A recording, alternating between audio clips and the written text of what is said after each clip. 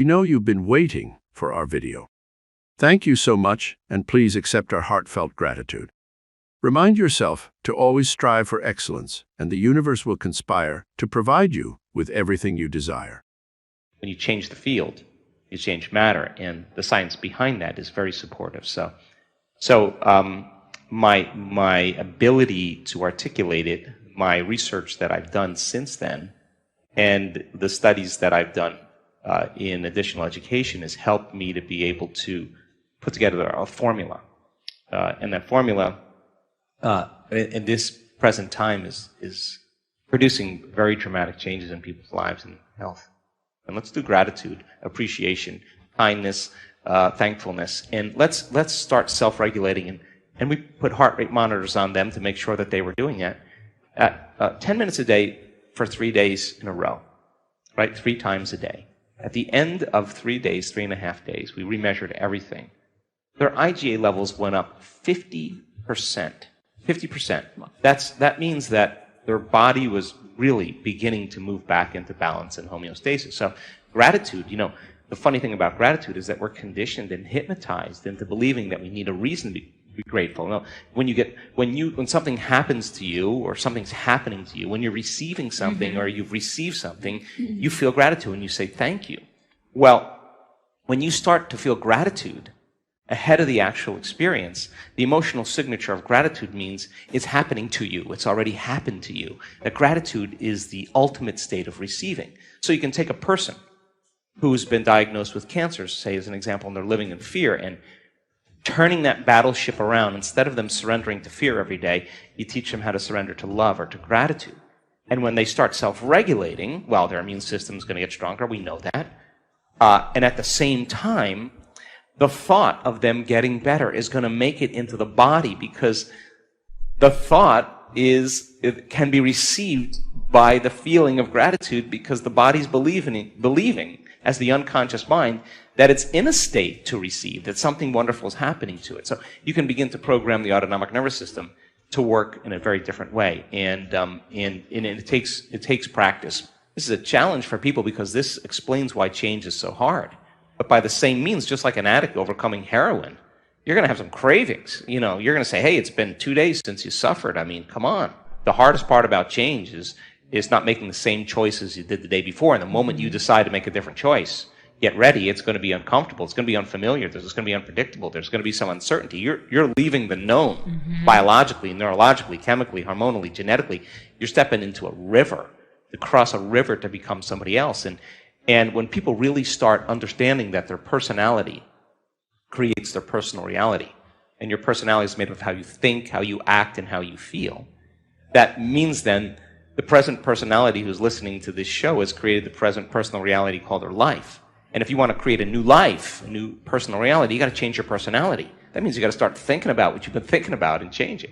Become aware of your unconscious habits and behaviors, and notice them, and look at the emotions that you live by every single day that keep you connected to the past, and decide, do these emotions belong in my future? And I think most people try to create a new personal reality as the same personality, and it doesn't work. But when people really begin to understand that they can rewire their brain, they can make new neurochemistry, they can make new hormones, they can signal new genes. I mean, all of a sudden, when they start becoming a different person, then they don't have to visualize anything. They don't have to see the tumor shrinking. The disease existed in the old person. They're somebody else. And, oh my God. And it just disappears. And it does require unlearning. It does require breaking the habit of being yourself. Yeah. It does require a certain level of energy and awareness. And it requires lighting a match in a dark place and sitting in that discomfort, and not getting up and checking your cell phone, or getting on the phone, or watching TV, or being distracted by in your computer. You gotta be willing to know that you gotta sit in that discomfort, because that's what people are running from all the time. So the person who's going to say, no, you know what, I'm really insecure, or I live in fear, or whoa, I feel really empty. Now, this is the moment. This is a defining moment for people, because now they're saying, okay, I got to believe that there's something else here. And I think when you believe in yourself, you believe in possibilities. And when you believe in possibilities, you believe in yourself. So people start taking their power back in a very unique way, and they go all in. They go all in, and they understand then. And I think science has become the contemporary language of mysticism. I think science is what demystifies the mystical. And and this is a time in history where it's not enough to just know. It's a time in history to know how. And that's for me the most important thing. I love being with people that want to put it to the test. And when you do, I'm always astounded by how unlimited human beings are. And you can't tell me you're too old to do this. We have people in their 80s in our work that have brain scans that will blow your mind. You can't tell me you're too sick to do this. We have people that have been really sick that turn that thing around. You can't tell me you had a turbulent past. There are people that have had brutal pasts that are happy, healthy, well-adjusted people.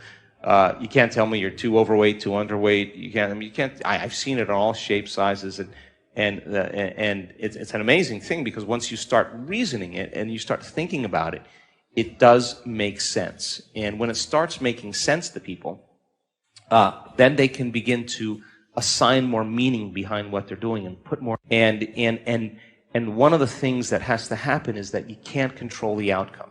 In other words, it's not going to happen the way you think it should, because that's a known. You got to be open to having it happen in a way that you can't predict. And that means you got to lay down the very thing you use your whole life to get what you want for something greater to occur. And that's something we have to work on as well.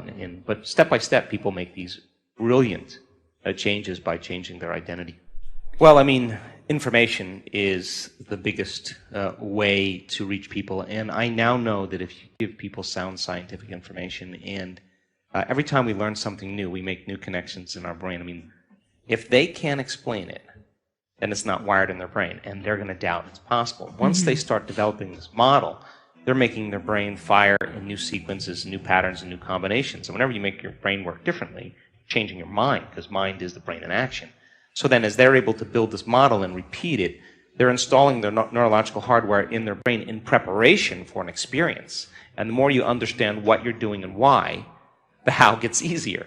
So then if you can set up the conditions in the environment and give people the proper instructions, and certain percentage of those people are going to get their behaviors to match their intentions. They're going to get their actions equal to their thoughts. They're going to get their mind and body working together.